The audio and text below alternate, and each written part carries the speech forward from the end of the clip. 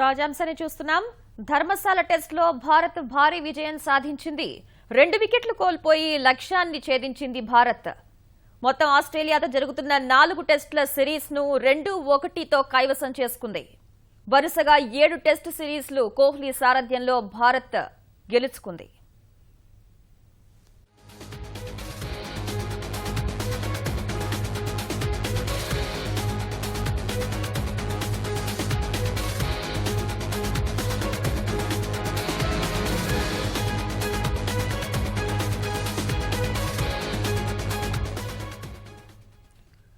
ధర్మశాల టెస్ట్లో భారత్ ఘన విజయం సాధించింది. ఆస్ట్రేలియాపై సిరీస్ ను భారత్ కైవసం చేసుకుంది.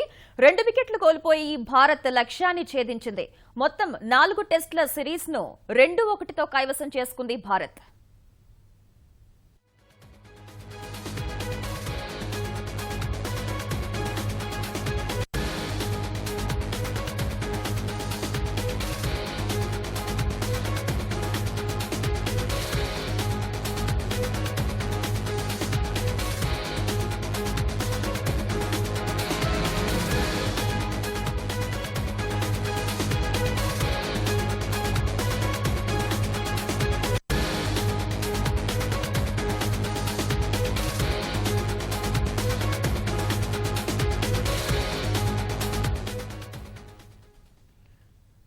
ధర్మశాల టెస్ట్లో భారత్ భారీ విజయం సాధించింది.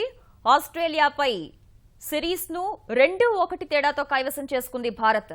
2 వికెట్లు కోల్పోయి భారత్ ఈ లక్ష్యాన్ని ఛేదించింది. కోహ్లీ సారథ్యంలో వరుసగా 7 టెస్టు సిరీస్లు కైవసం చేసుకుంది టీమిండియా.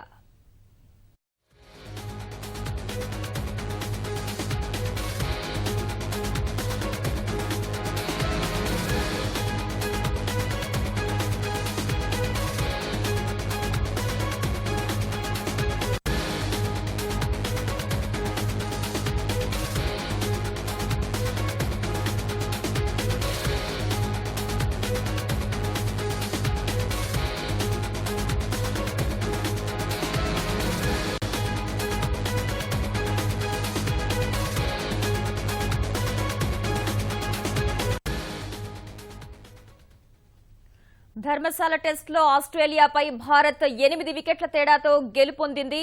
ఆస్ట్రేలియాపై సిరీస్ ను 2-1తో కైవసం చేసుకుంది టీమిండియా. వరుసగా కోహ్లీ సారథ్యంలో 7 టెస్ట్ సిరీస్లు గెలుచుకుంది.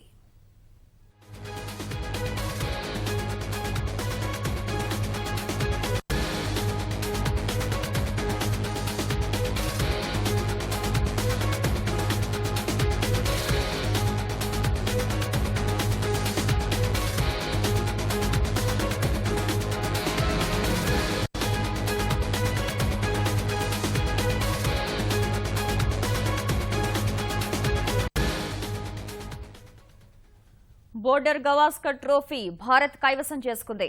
ధర్మశాలలో జరుగుతున్న చివరి టెస్టులో ఆసీస్ విసిరిన 106 పరుగుల లక్ష్యాన్ని 2 వికెట్లు కోల్పోయి ఛేదించింది భారత్. ఓపెనర్ కేఎల్ రాహుల్ అర్ధశతకంతో రాణించాడు. ఈ విజయంతో 2-1 తేడాతో సిరీస్ కైవసం చేసుకుంది. కోహ్లీ సారథ్యంలో వరుసగా 7వ సిరీస్ ను భారత్ విజయం సాధించింది.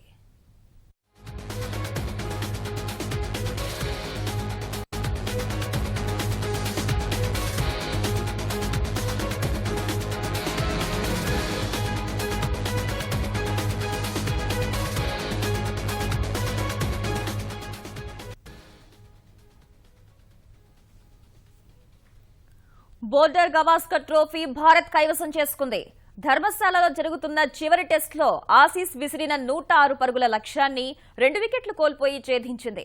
ఓపెనర్ కేఎల్ రాహుల్ అర్ధశతకంతో రాణించాడు. ఈ విజయంతో 2-1 తేడాతో సిరీస్ కైవసం చేసుకుంది. కోహ్లీ సారథ్యంలో వరుసగా 7వ సిరీస్ ను భారత్ విజయం సాధించింది.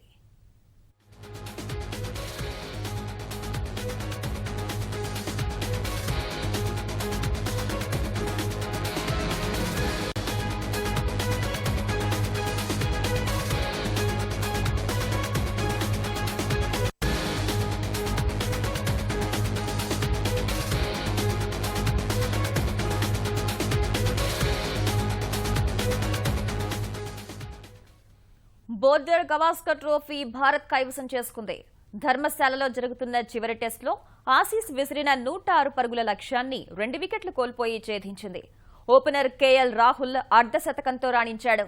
ఈ విజయంతో 2-1 తేడాతో సిరీస్ కైవసం చేసుకుంది. కోహ్లీ సారథ్యంలో వరుసగా 7వ సిరీస్లో భారత్ విజయం సాధించింది.